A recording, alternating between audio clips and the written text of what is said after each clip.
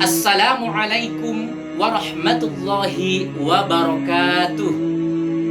Alhamdulillahi hamdan bila ghayah, wa syukrulillahi syukran bila nihayah.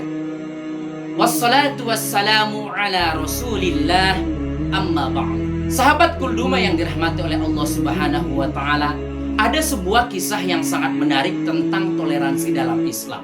Kisah ini terjadi pada masa kekhalifahan Umar bin Khattab. Salah satu gubernur beliau adalah Amr bin As yang bertugas di Mesir. Saat itu Amr bin As ingin melakukan perluasan masjid di Mesir. Namun di samping masjid tersebut terdapat rumah seorang Yahudi yang bisa menghalangi perluasan masjid. Kemudian Umar bin Khattab membeli tanah tersebut, tidak diberikan. Lalu beliau berniat untuk menggusur rumah Yahudi tersebut. Lalu seorang Yahudi tersebut mengadukan perihal ini kepada Umar bin Khattab di Madinah. Mendengar penuturan Yahudi tersebut, Umar bin Khattab kemudian mengambil sebuah tulang lalu menggaris di tengah tulang tersebut dengan pedang beliau. Kemudian beliau mengatakan kepada Yahudi tersebut, berikan ini untuk Amr bin As. Setelah sampai di Mesir dan ketika Amr bin As menerima kiriman tulang tersebut yang dibawa oleh Yahudi, maka seketika juga Amr bin As gemetaran ketakutan. Yahudi tersebut heran lalu menanyakan, wahai Amr bin As, apa yang menyebabkan Anda gemetaran ketakutan seperti itu? Lalu Amr bin As mengatakan, tahukah kamu, ini artinya Umar bin Khattab akan memotong saya, mau potong dua, jika saya melanjutkan menggusur rumah Anda demi perluasan masjid. Mendengar hal tersebut, Yahudi tersebut terkagum-kagum.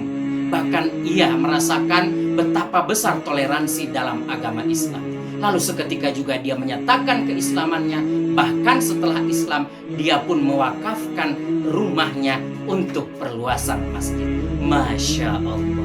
Itulah indahnya toleransi dalam Islam, yang mana panduannya adalah surah Al-Kafirun, lakum dinukum waliyadin. Bagimu agamamu, bagiku agamaku. Jadi dalam Islam toleransi sangat dijunjung, selama itu bukan urusan akidah, selagi itu bukan urusan ibadah.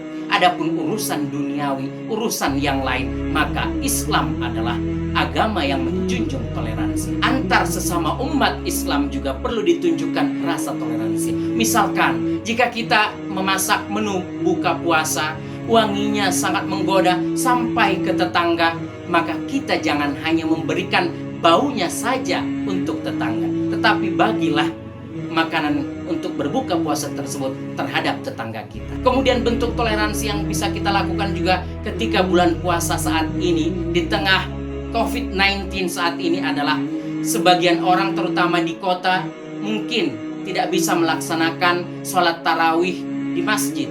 Maka mari kita hormati mereka. Jangan kita caci mereka. Jangan kita katakan mereka tidak mau sholat tarawih. Maka oleh karena itu, mari sama-sama kita junjung toleransi terhadap sesama dan juga terhadap orang lain atau terhadap agama lain. Wassalamualaikum warahmatullahi wabarakatuh.